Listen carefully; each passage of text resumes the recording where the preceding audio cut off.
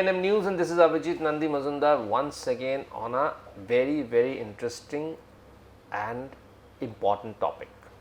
Climate change and now global warming, both intertwined together.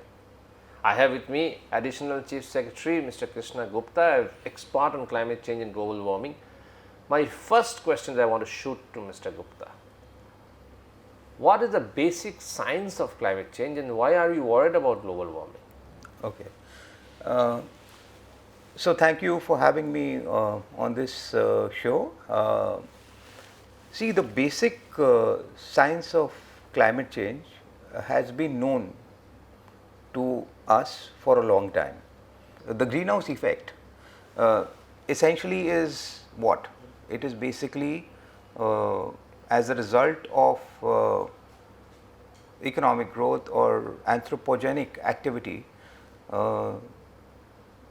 Humans burn fossil fuels, which results in the emissions of greenhouse gases, 75% of which is carbon dioxide and the others are methane and others, which traps heat, right? The greenhouse gas effect is basically it traps heat and leads to global warming, and that is actually a good thing because it makes the earth habitable, otherwise it would have been really cold.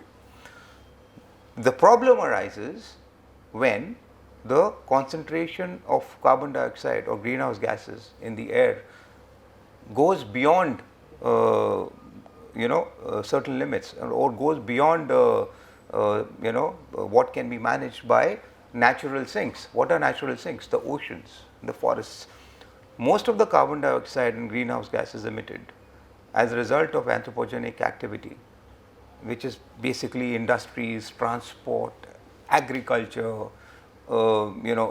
management of cities, basically urban development.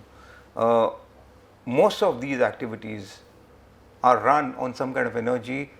Predominant form of energy was basically fossil fuel burning, basically coal and oil. And this leads to the emissions of carbon dioxide and other greenhouse gases, as we know. And you have to here make a distinction between flows and stocks. So what is emitted in a year is the flow of these greenhouse gases, but they add to the stock because greenhouse gases stay in the atmosphere for hundreds of years.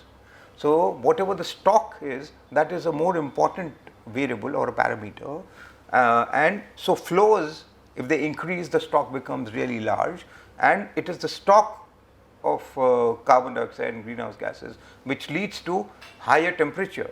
If there is too much of greenhouse gas, obviously global warming will become adverse, and which leads to climate change, which in turn affects peoples and plants and agriculture, and there will floods, droughts, and you see this happening all over the world. The California fires of earlier this year, events like landslides and massive flooding in Uttarakhand, Himachal, incessant rain in Mumbai, Kolkata, in this part of the world and in other parts of the world. So these extreme weather events are rising as a result of climate change, which has been caused by global warming. So essentially, that's the science. Basically, focus around the carbon cycle. So what are the various economic issues surrounding climate change? Okay. So now there are various ways to look at it. It is the economic activity which in the first instance is leading to high levels of greenhouse gases and carbon dioxide, right? And this in turn comes back to impact these very economic activities which I just told you about in a loop, right? Now, what are the economic questions? What does economic theory tell us? Basically, Samuelson's theory of public goods informs our discussions here. Controlling global warming is what is known as a global public good. What is a public good? That is a good which everybody can enjoy without paying for it. So in parlance of economics, public goods have two characteristics. One is non-excludability, that means you cannot exclude anybody from enjoying the benefits, and non-rivalry, that means if I consume an extra unit of the good, I don't reduce your consumption. So, these two characteristics are very, very applicable to the problem of global warming, and which is, so controlling global warming is a global public good. Now, the other way to look at it is that this is an externality, it is a negative externality. Global warming is an externality. So, what does that mean? Warming is happening because of the action of some industries, but the impact is being felt outside of this individual. It is causing an externality which is not beneficial to the society at large.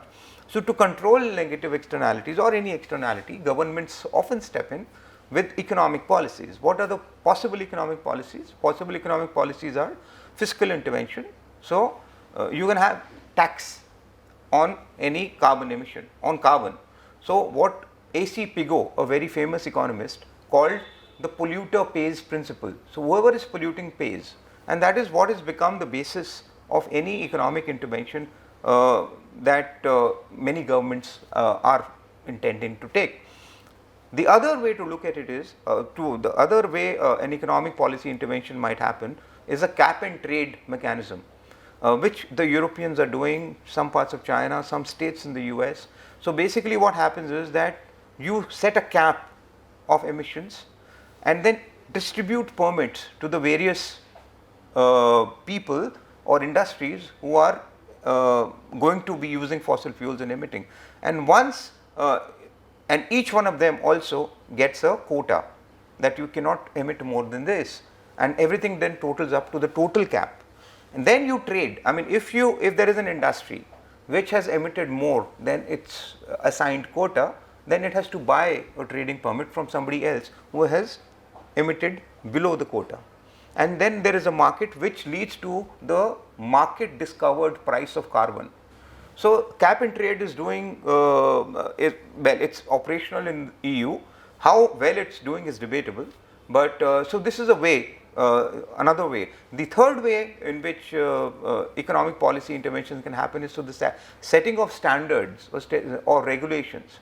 So, you can have regulations for mileage for petrol driven or diesel driven cars, or their emission controls, or you can have a program or a calendar for shifting from petrol and diesel driven vehicles to electric vehicles, and so on and so forth. So, that is incentivization to move to electric vehicles. So, tax, subsidy, cap and trade, regulation and standards. So, those are the broad economics of economic policy interventions that are possible. Before I move on to the next question, I would also like to add here that climate change is a fairly complex phenomena. There are many geophysical processes going on. There is a lot of science informing the various reports that the Intergovernmental Panel on Climate Change has brought out, what are known as assessment reports. So, there have been 6 assessment reports since the beginning, I think, and they are basically driven by science, and they tell us that this much, they do simulation studies and so on and so forth. They tell us this much carbon stock has, the carbon stock in the world has risen to this much, and this is how much the global warming has happened, this is the impact on agriculture. So, there are studies on mitigation, adaptation and so on and so forth. So, economists have also sort of tried to marry the science and economics. William Nordhaus was the first, probably, yes, he got the Nobel in 2018 for his work, for what is known as DICE models, Dynamic Integrated Climate and Economy models, where the science and the economics is married into a macroeconomic model. And these models have then led to policy prescriptions as well, that this is the target you should be having, this is the warming target you should be having, this is what you should be doing to reach that target, and so on. So, William Nordhaus was the driver, a pioneer Another very important landmark in the economic policy management of global warming was a report by Sir Nicholas Stern, who was advisor to the Prime Minister of UK. He got out the Stern Review in 2006, which was basically a document, it's a 700-page document, which was an advisory policy document to the government of UK to advise them on what policies to undertake. So these two people essentially are leading climate economists, and their contributions stand out. Absolutely. But here you mentioned about carbon taxes and emission trading. How does carbon taxes and emission trading help in climate change? Okay. So as I said, this is a very old prescription which was first propounded by an economist called A.C. Pigou, who said that anybody who causes pollution has to pay for it. Obviously, the context was not what we see today, the massive amounts of pollution. Pigou was writing in the early 20th century, and at that time the pollution was, as they saw it, was very different from what it is today. But the principle remains that if you have to control carbon in the economy, in the atmosphere, there has to be a disincentive to use carbon. So now, if there is a disincentive, the best way to do it is to tax it.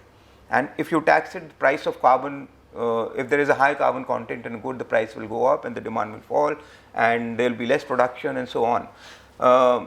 So carbon taxes that way are a way to drive carbon out of the economy and out of the ultimately out of the atmosphere.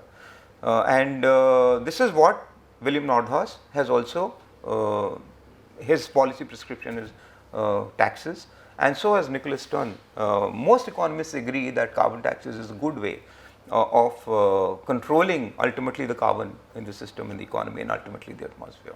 And cap and trade, as I said, is a market based intervention. So it's not perfect, but it still gives you a price for carbon. Ultimately, when policymakers sit down and say that I want to price carbon, I want to tax, they need a number. So a cap and trade mechanism is a good way to get you that number. So it varies from market to market. Apparently in the EU, the current cap and trade price discovered for carbon is, I think, around $100 per carbon dioxide equivalent, per ton of carbon dioxide equivalent. So that's how you try and control carbon content in the atmosphere through cap and trade and carbon taxes. Okay, but then how do you think subsidies to countries will help achieve the goal of climate change? Okay, so now international negotiations on climate change are held under the aegis of the United Nations Framework Convention on Climate Change, UNFCCC, under which Conference of Parties meet every year. One of the issues that has been a sticking point is climate finance. Climate finance basically is a mandate to raise a certain amount of finances for various adaptation measures which have to be given to developing countries. Now, this is a consequence of the principle of common but differentiated responsibility that India and other developing countries have been harping on in the various international negotiations and under the Conference of Parties.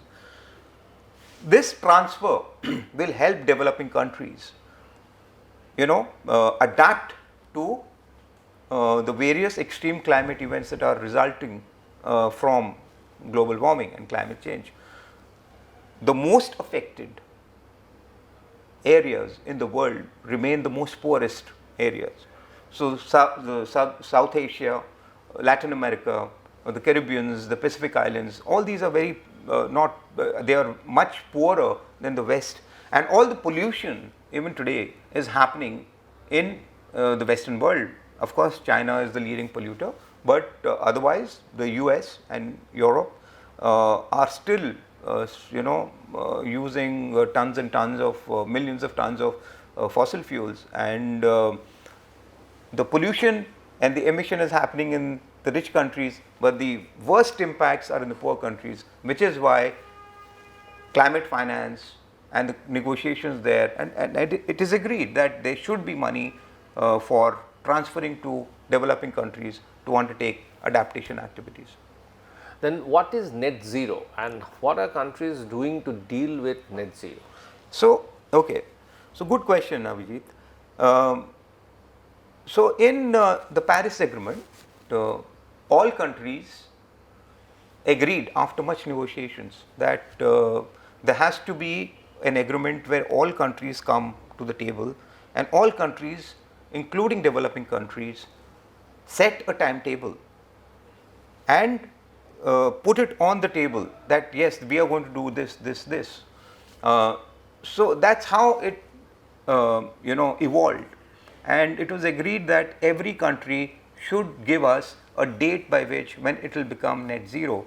Net zero means that the amount of emissions that you produce are equal to the amount of emissions that you are offsetting or not producing. It does not stop all emissions. It is only saying that the amount of emissions you are producing will be equal to or less than the amount of emissions you have avoided or you are offsetting. Various countries have taken commitments through what is known as NDCs, nationally determined contributions, and every country has to file this at the UNFCCC and say that this is what we are going to do. We are going to become net zero by this year.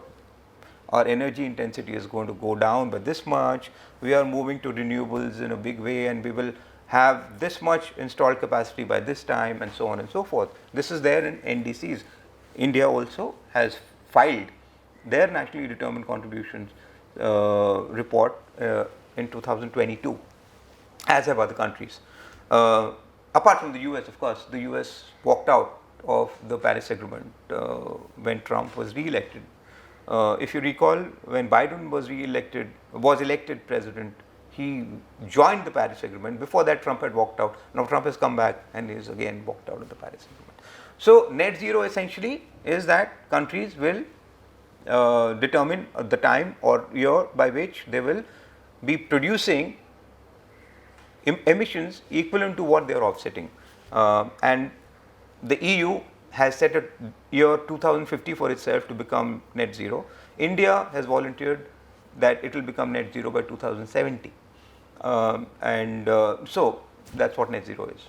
Okay, so India by 2070, Europe by 2050, that's what the target is. So Yes. Lastly, I just want to ask you whether do you think these targets are achievable and the countries are moving towards achieving this target? Okay. Now, this is a debatable question because there is no strong audit going on of what each country is doing. But to achieve net zero will require a lot of effort. It will require a lot of effort across sectors. The way we produce our goods, the way we move, the way we live, the way we cool our surroundings or heat our surroundings, the way we do our agriculture, the way we get energy, everything has to change. So let me just break this down for you a little further. So for energy, that's the largest sort of fossil fuel user in the world, coal and oil. We have to move to renewables in a big way and also storage. We know that wind and solar are basically intermittent sources. So you will have wind power only when the wind blows. You will have solar power only when the sun shines. So obviously you cannot have 24/7 power like coal and oil give us. So what do? You can have storage. So move to wind and solar and other renewables in a big way, including nuclear, and also massive storage capacities for this energy. So that's the way we should be looking at the energy markets and the electricity. And then for this, the following the related developments in grid management have to come in. Transmission. So solar and wind energy plants happen to be in remote areas. The power has to be evacuated through transmission lines. So that has to be set up. So it's a huge challenge. The energy sector itself is a huge challenge. Come to transport. Transport, we have to move from the internal combustion engine to a battery driven cars, for which you will need massive charging infrastructure. You will need to give subsidies, continuous subsidies for use and production of electric vehicles, and ultimately we have to set a target for ourselves that all vehicles by this time will be electric driven. And this India has done, many other countries have done. In fact, China is a leader. More than 50% of their vehicles on the road are electric driven. Within transport, of course, there are bigger challenges like trucks, buses, shipping, but the biggest of them all is aviation. One can't imagine a huge plane being driven by batteries. The only possible way to, the only alternative fuel in aviation can possibly be hydrogen, green hydrogen, but that's some years away. So some economists are saying that we should cut down on air travel. For example, Dieter Helm, the British economist, and should invest more in rail networks, and so on and so forth, electric mobility, and aviation should be cut down. Only for long hauls aviation should be undertaken. For short hauls you should use other transport. So we've covered energy, transport, urban areas. So we have to retrofit buildings so that there is more usage of natural lighting. We have to change bulbs to LEDs, and the energy intensivity of buildings in urban areas has to come down. This has happened. Many famous buildings, the most famous example is of course the retrofitting of the Empire State Building, and apparently I believe that the electric bills have fallen to less than half of what they were earlier because of this retrofitting. So we talked about energy, transport, urban, agriculture. We have to move away from intensive use of fertilizers. We have to let the carbon back into the soil and go to more environmental friendly agricultural ways. Let the soil breathe. So each sector has to have a paradigm shift in the way we do things. That's quite a task. Thank you very much for talking to us, Mr. Krishna Gupta. My pleasure. It's a very interesting topic, and we'll keep on coming back to you on this topic in the near future. Thank you very much for watching ANN News. Thank you.